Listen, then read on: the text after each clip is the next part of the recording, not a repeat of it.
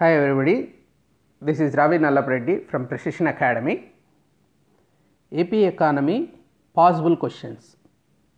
Budgeting in Andhra Pradesh. So budgeting ante just budget కాదు, analysis లాగా ఉంటుంది.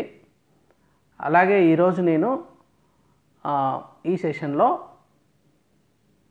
ఒక అప్రోచ్ చెప్తాను మీకు, ఇంటిగ్రేటెడ్ అప్రోచ్. అలా ప్రిపేర్ కావాలి మీరు.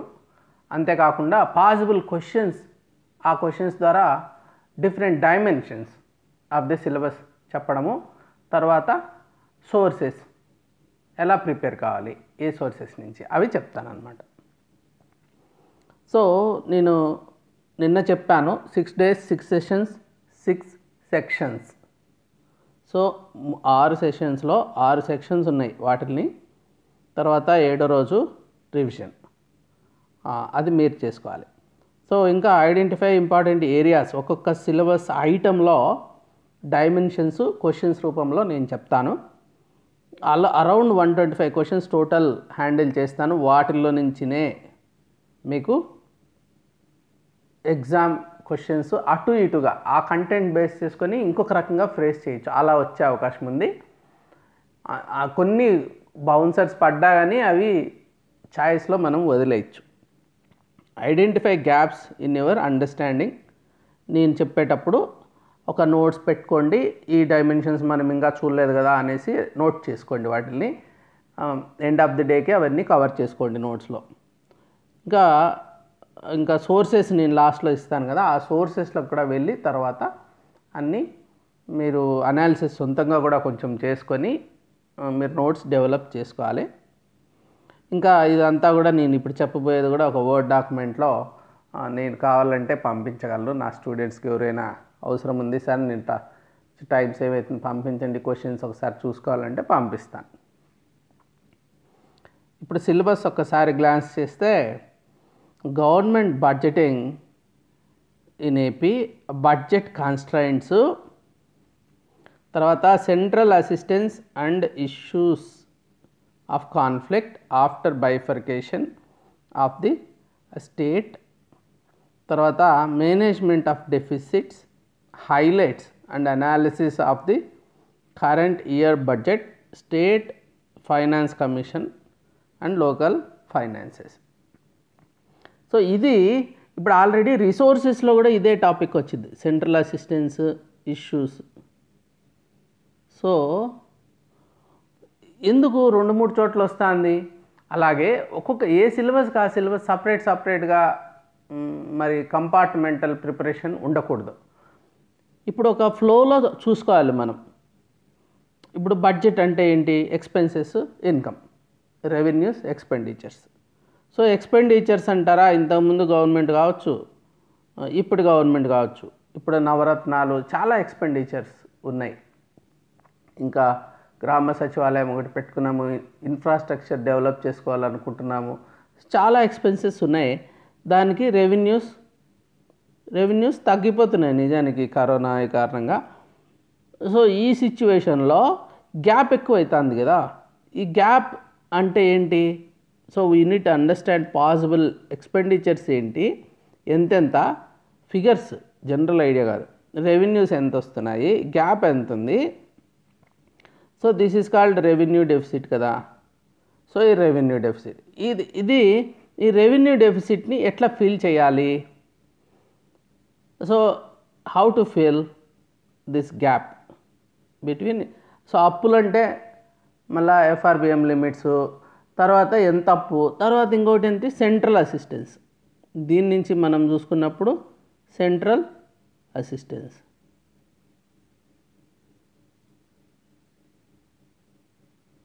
సో ఇది దొరకట్లేదు అనుకోండి, వాళ్ళు ఇవ్వాల్సిందే జిఎస్టీ డబ్బులే ఇవ్వట్లేదు, ఇంకా ఏం అసిస్టెన్స్ అన్నారు కానీ యాక్ట్లో అవేమి ఇవ్వట్లేదు, ఆ కష్టాలు.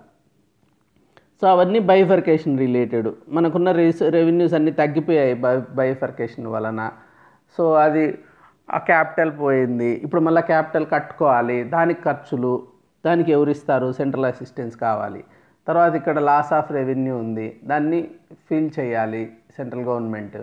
సో ఇవన్నీ కూడా మళ్ళీ ఇదన్నీ అన్ని రకాలుగా ఈ బైఫర్కేషన్ రిలేటెడ్ లేకుంటే రెగ్యులర్గా కూడా మన డెవలప్మెంట్కి సెంట్రల్ గవర్నమెంట్ ఇచ్చేది. సో ఇవన్నీ కాన్ఫ్లిక్ట్స్ ఉన్నాయి, కొన్ని డిఫరెన్సెస్ ఉన్నాయి. అదొకటి. ఇది ఇవన్నీ లెక్క తీసుకుంటే ఇది ఇట్స్ ఆల్ బడ్జెట్ కదా, expenditure, revenue, money comes from, money goes to, ఇదంతా బడ్జెట్. సో ఈ బడ్జెట్కు మళ్ళీ ఈ సెంట్రల్ అసిస్టెన్సు, ఈ రెవెన్యూ డెఫిసిట్ అనేసరికి మళ్ళీ ఫైనాన్స్ కమిషను. సో ఇవన్నీ కూడా చేసి మళ్ళీ over a period of time, like bifurcation time నుంచి 14-15 నుంచి ఇప్పుడు రెవెన్యూ అంటే డెఫిసిట్స్ ఎలా ఉన్నాయి, ఎలా పెరుగుతున్నాయి, మళ్ళీ ఇవన్నీ సెంట్రల్ గవర్నమెంట్ ఇవ్వలేదనుకోండి, డెట్. సో ఈ debt problem, public debt. So ఇవన్నీ రిలేటెడ్, ఇది ఒకదానికొకటి రిలేటెడ్. బడ్జెట్ అనేసరికి సో ఈ సంవత్సరం బడ్జెట్ ఒకటే చూసుకొని ఫిగర్స్ నేర్చుకుంటే సరిపోదు.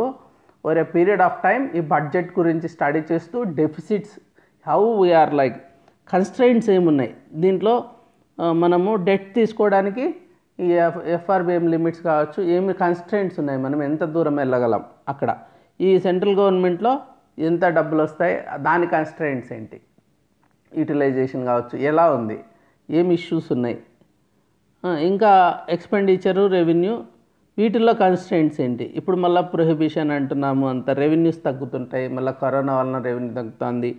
ఎక్స్పెండిచర్ ఇంకా కరోనా వలన రెవెన్యూ తగ్గడమే కాకుండా అడిషనల్గా టెస్టింగ్, ఈ బర్డన్ అంతా గవర్నమెంట్ మీద పడింది. సో ఎక్స్పెండిచర్స్ పెరుగుతున్నాయి, రెవెన్యూస్ తగ్గుతున్నాయి. మన ఇల్లు అనుకోండి, మన పర్సనల్ రెవెన్యూస్, మన పర్సనల్ ఎక్స్పెన్సెస్.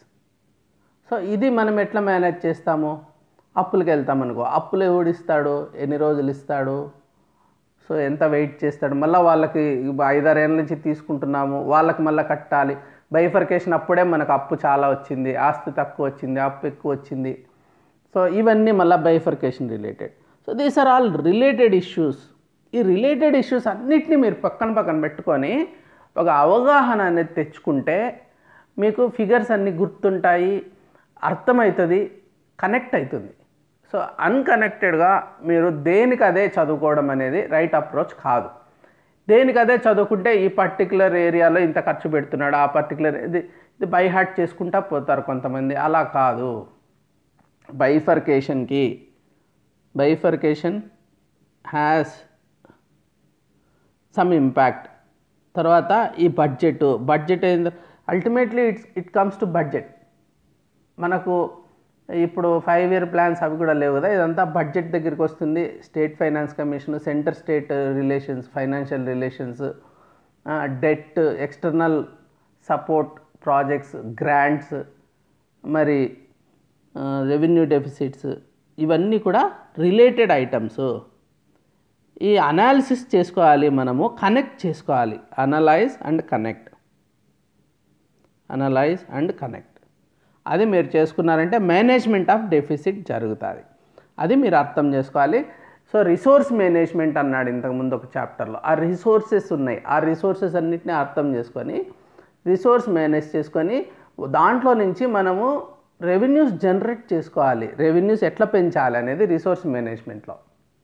ఎక్స్పెండిచర్స్ని ఎలా క్యాప్ చేయాలి, మరి ఈ గ్యాప్ని ఎలా ఫిల్ చేయాలి, this is what we need to understand.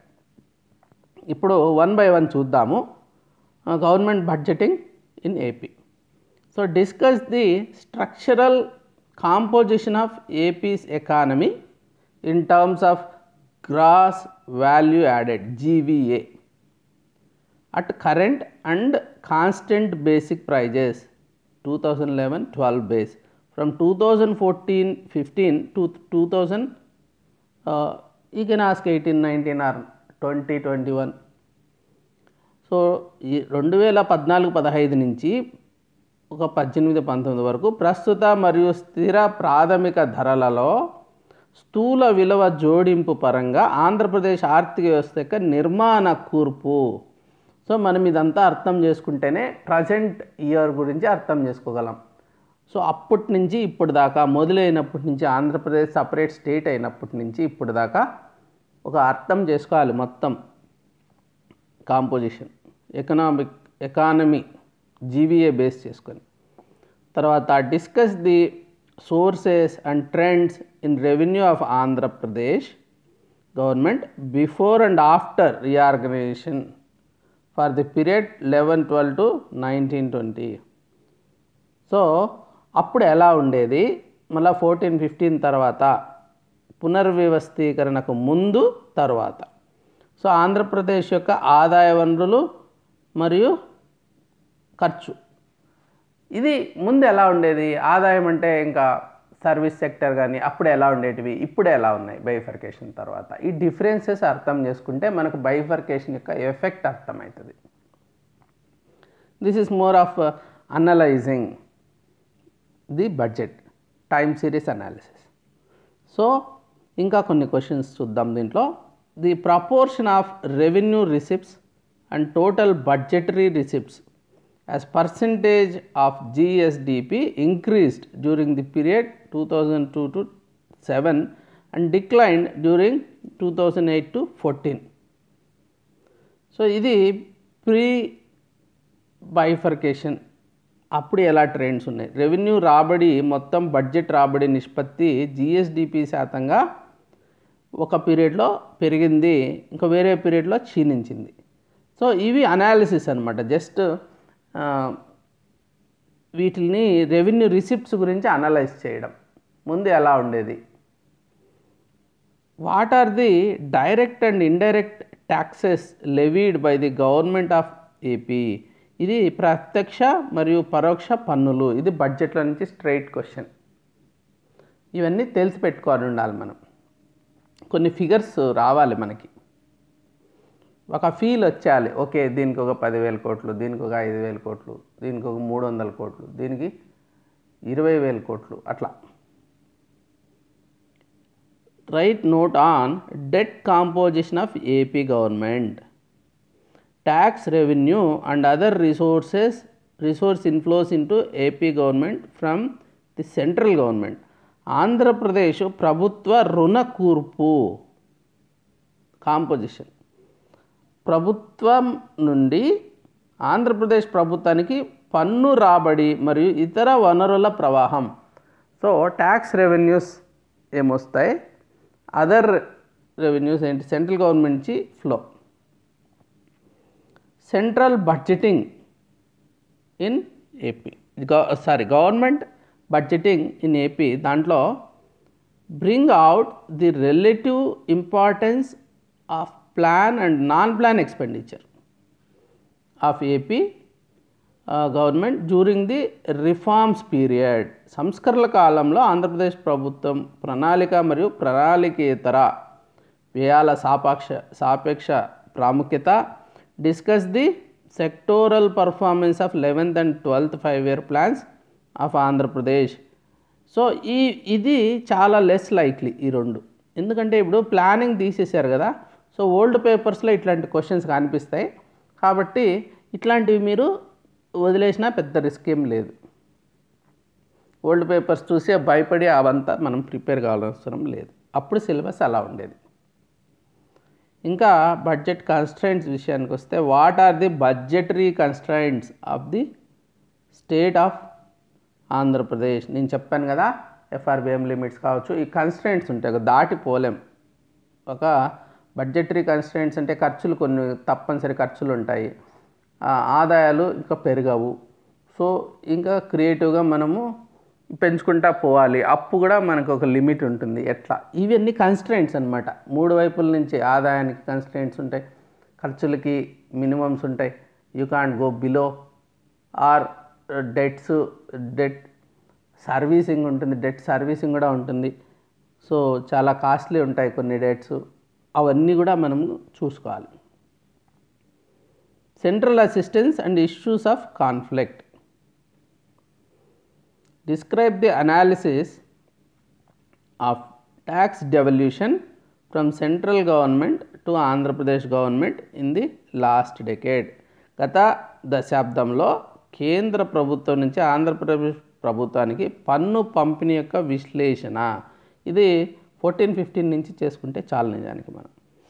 Explain briefly the fulfilment of promises made by the central government to AP through AP reorganisation act 2014, AP పునర్వ్యవస్థీకరణ చట్టం 2014 ద్వారా కేంద్ర ప్రభుత్వం ఆంధ్రప్రదేశ్కి ఇచ్చిన వాగ్దానాల నెరవేర్పును, దాని ప్రస్తుత స్థితిని క్లుప్తంగా వివరించండి. ఇది 2018 డిసెంబర్లో వచ్చిన వైట్ పేపర్స్లో ప్రీవియస్ గవర్నమెంట్ ఇష్యూ చేసింది వెళ్ళేటప్పుడు. అంటే మాకు ఇన్ని కష్టాలు ఉన్నాయి, అయినా కష్టపడుతున్నాము, సెంట్రల్ గవర్నమెంట్ హెల్ప్ చేయట్లేదు, వీటిలో చేయలేదు యాక్ట్లో అనేసి క్లియర్గా చెప్పారు వాళ్ళు. ఇంకా కూడా చాలా క్వశ్చన్స్, ఒక 4-5 క్వశ్చన్స్ ఇంతకుముందు సెక్షన్లో నేను డీల్ చేయడం జరిగింది. సేమ్ సిలబస్ ఐటమ్ రెండిట్లో ఉంది. So management of deficits, explain the reasons for state finances distress and different sources of contribution to budget of AP. Andhra Pradesh రాష్ట్ర బడ్జెట్కు ఆర్థిక ఇబ్బందులకు గల కారణాలు, వివిధ వనరులను వివరించండి. ఇక్కడ ఏం చేస్తున్నారు, సమ్ క్రియేటివ్ వేలో వెళ్ళిపోతున్నారు. ఈ ఎఫ్ఆర్బిఎం లిమిట్స్ తప్పించుకోవడానికి ఆర్గనైజేషన్స్ ఉంటాయి కదా, వేరే ఆర్గనైజేషన్, స్టేట్ గవర్నమెంట్ ఆర్గనైజేషన్స్, అది ప్యూర్ గవర్నమెంట్ కిందకి రాదు కాబట్టి వాళ్ళ ద్వారా అప్పులు చేపిస్తారు. వీళ్ళు స్టేట్ గవర్నమెంట్ గ్యారెంటీ ఇస్తుంది. సో ఇట్లా ఏదో కొంత క్రియేటివ్గా రేస్ చేసుకోవడానికి ప్రయత్నం చేస్తూ ఉన్నారనమాట. సో ఇవన్నీ డెఫిసిట్స్ని ఎలా ఫిల్ చేస్తున్నారో మీరు కొంచెం అనలైజ్ చేసి చూడాలి. Highlights and analysis of the current year budget, explain the distinct aspects of AP budget for 16-17 of AP, discuss the reasons for revenue deficit and physical deficit of residuary AP. అది ఏదో ఒక పాత సంవత్సరంది కూడా అడిగేస్తే సిద్ధంగా ఉండాలి. ఇంతకుముందు చెప్పాను కదా, నేను కొంచెం ఒక అనాలిసిస్ చేసుకొని పెట్టుకొని ఉన్నప్పుడు అన్ని ఇయర్స్ని పక్కన పెట్టుకొని అట్లీస్ట్ 2014-15 నుంచి it's more of an analysis. మనము ఈ ఇయర్ బడ్జెట్ ఒకటే గుర్తుపెట్టుకుంటానంటే సరిపోదు. Right salient features and highlights of AP government budget for the year 2021. So ఇది 2021 సంవత్సరానికి ఏపీ ప్రభుత్వ బడ్జెట్ యొక్క ముఖ్య అంశాలు. State finance commission and local finances, write about the appointment and powers of state finance commission of AP. So Andhra Pradesh రాష్ట్ర ఆర్థిక commission నియామకం మరియు అధికారాల గురించి రాయండి. Describe the functions of the state finance commission of Andhra Pradesh, Andhra Pradesh రాష్ట్ర ఆర్థిక కమిషన్ విధులను వివరించండి.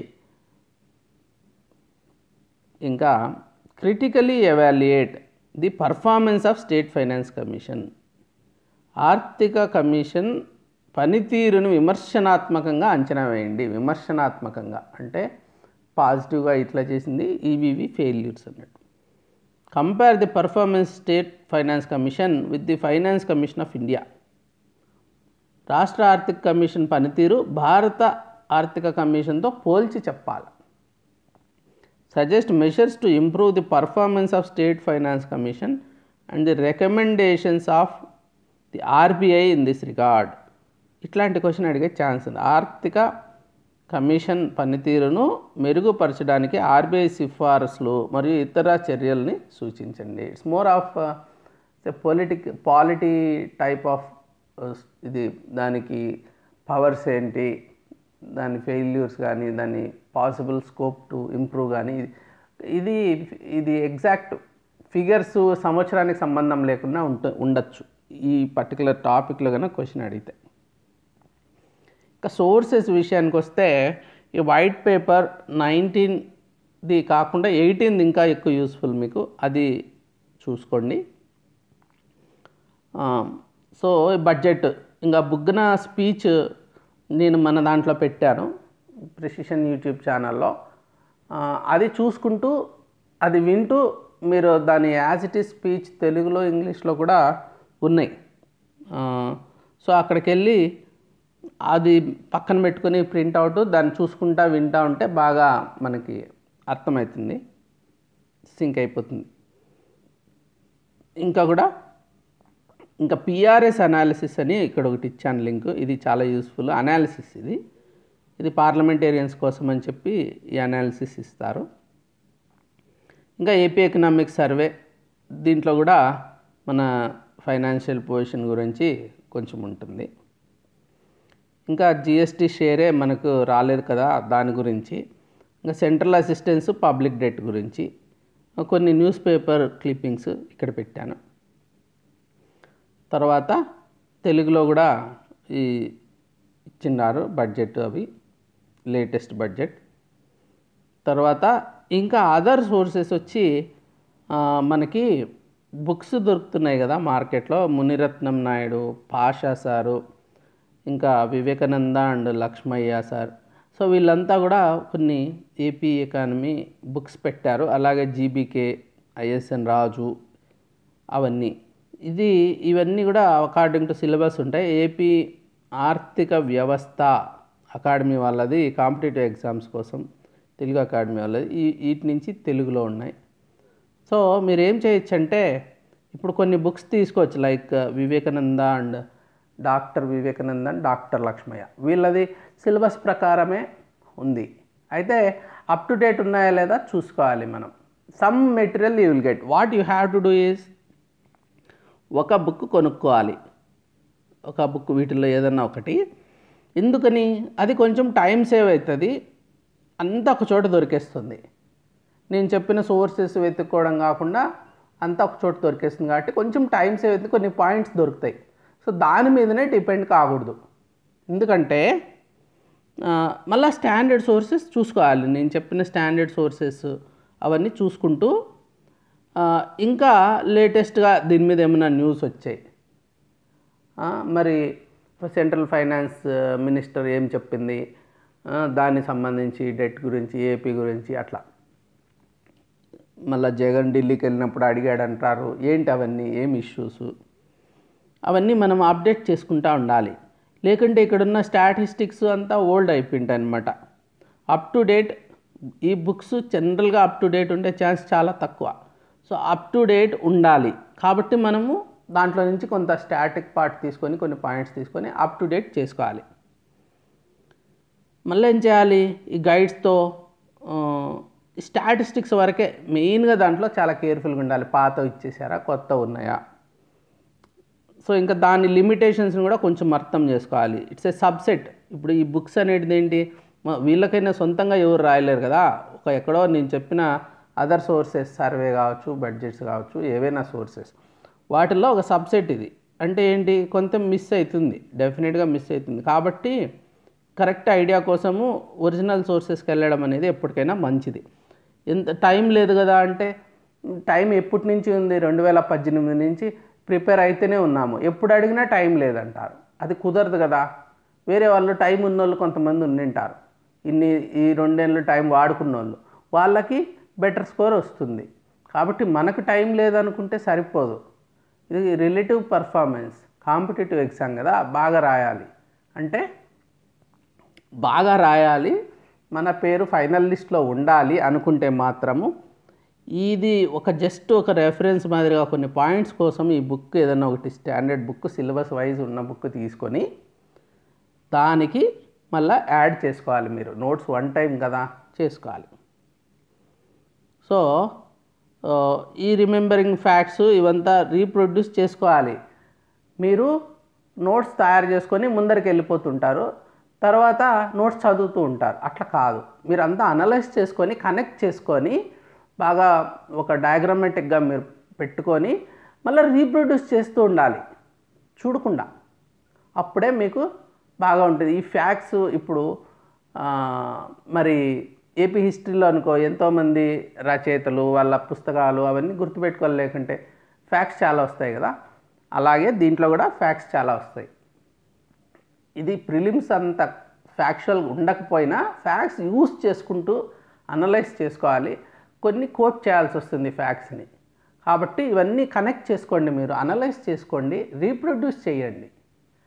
ఇదంతా ఒక్కసారి రీప్రొడ్యూస్ చేస్తే బాగా డైజెస్ట్ చేసుకోవాలి.